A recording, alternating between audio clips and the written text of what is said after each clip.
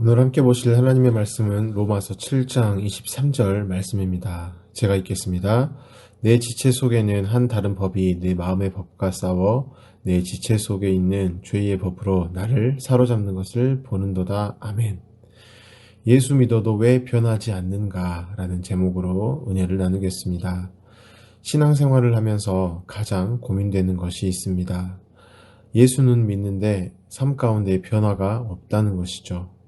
여전히 죄짓고 있으며 여전히 누군가를 정죄하고 있다는 것입니다.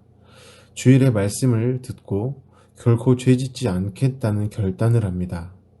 그렇게 마음을 먹습니다. 하지만 또다시 죄짓는 나를 발견하고는 더욱 낙심합니다. 이게 우리가 매주 겪는 일이라는 것입니다.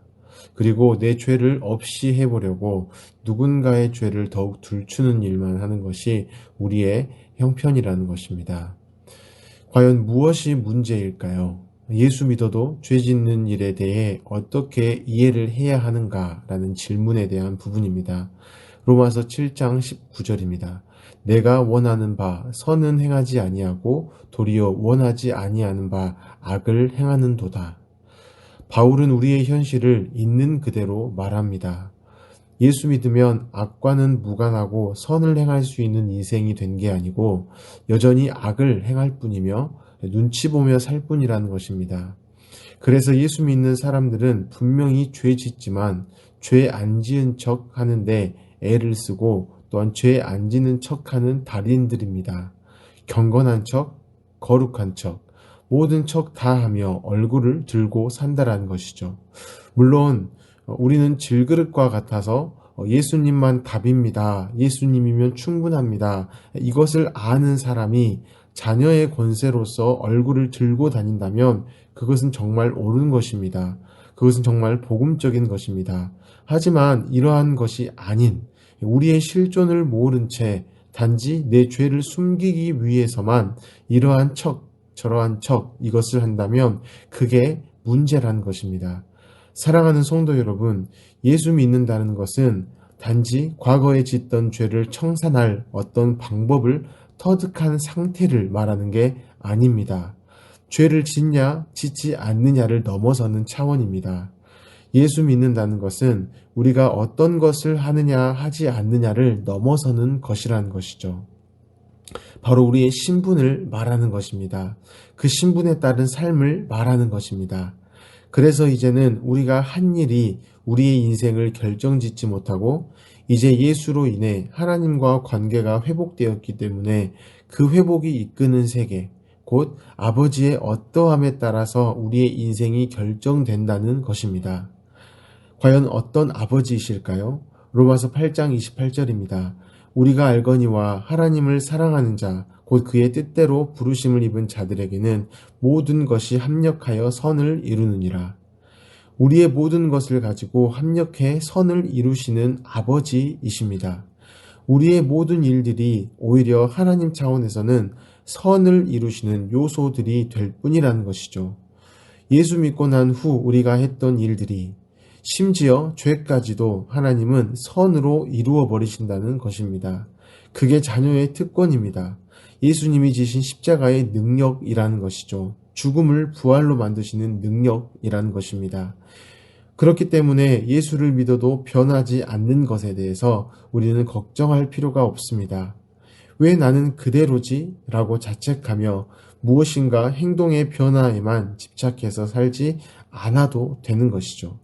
그 행동을 해냈는데 집중하지 말고 또는 그 행동을 안 하는데 집중하지 말고 예수로 인해 주어진 신분, 곧 하나님이 아버지라는 그 사실을 계속해서 묵상하며 사는 것이 우리의 인생입니다. 그렇게 인정하고 여기라는 것입니다. 그것을 로마서 6장 11절에서 말씀합니다. 이와 같이 너희도 너희 자신을 죄에 대해는 죽은 자요. 그리스도 예수 안에서 하나님께 대하여는 살아있는 자로 여길지어다.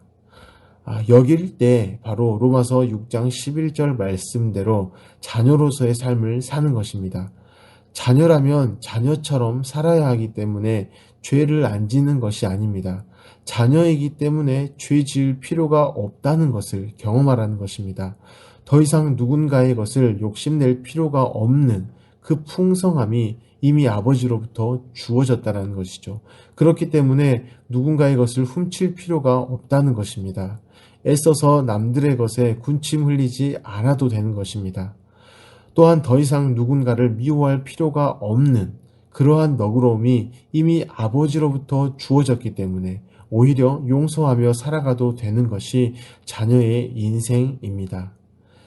내가 예수 믿는다는 것은 죄를 짓지 않음을 통해서 확인되는 수준이 아닌 자녀이기 때문에 자녀로서의 삶을 살아감을 통해서 이미 예수 믿는 자임을 경험하라는 것입니다. 2월이 되었습니다.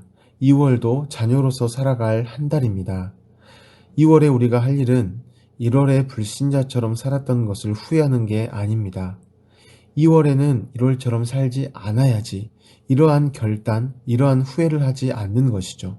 왜냐하면 우리의 결단은 언제나 한계를 경험하기 때문입니다. 바로 2월 2일이 되는 순간 우리는 3월을 기다리게 된다는 것이죠. 3월부터는 잘 살 수 있을 거라는 그러한 거짓 희망을 갖게 될 뿐이라는 것입니다. 사랑하는 성도 여러분, 내가 무엇을 해내기 전에 마음에 우리는 이러한 것을 인정해야 합니다. 하나님이 내게 하신 일, 그것을 인정하고 여겨야 한다는 것이죠. 그것을 늘 기억하기를 바랍니다. 그때에 우리는 예수 믿는 자의 삶이 무엇인지를 경험하게 됩니다. 또한 내 주변도 그 은혜를 알게 되는 것입니다. 예레미야 17장 7절부터 8절을 읽고 말씀을 마치겠습니다. 그러나 무릇 여호와를 의지하며 여호와를 의뢰하는 그 사람은 복을 받을 것이라. 그는 물가에 심어진 나무가 그 뿌리를 강변에 뻗치고 더위가 올지라도 두려워하지 아니하며 그 잎이 청청하며 가무는 해에도 걱정이 없고 결실이 그치지 아니함 같으리라. 아멘. 이 시간 함께 기도할 때에 주신 말씀을 가지고 먼저 기도하기를 원합니다. 하나님이 내게 행하신 일을 기억하기를 원합니다. 하나님께 뿌리를 내린 인생으로서의 삶을 살게 하십시오 라고 기도하시고 성도님들의 가정과 직장을 위해서 기도하시기 바랍니다.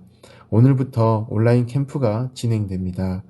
부모님들을 위해서 기도하실 때에는 예수님의 넉넉한 마음을 주시라고 기도하시고 또한 자녀들을 위해서 기도하실 때는 순종함과 집중력을 주셔서 이번 캠프를 통해서 성장하는 우리 미래 세대가 되어지도록 기도하시기 바랍니다. 담임 목사님의 건강과 성령의 충만함을 위해서 기도하시고 코로나19 가운데에서 우리를 지켜주십시오. 또한 너그러운 마음으로 우리가 이러한 고난들을 살아가게 하십시오. 이러한 것들을 이겨나가도록 주님 도와주십시오라고 기도하시길 바랍니다. 우리 모든 기도 제목을 가지고 함께 기도하겠습니다.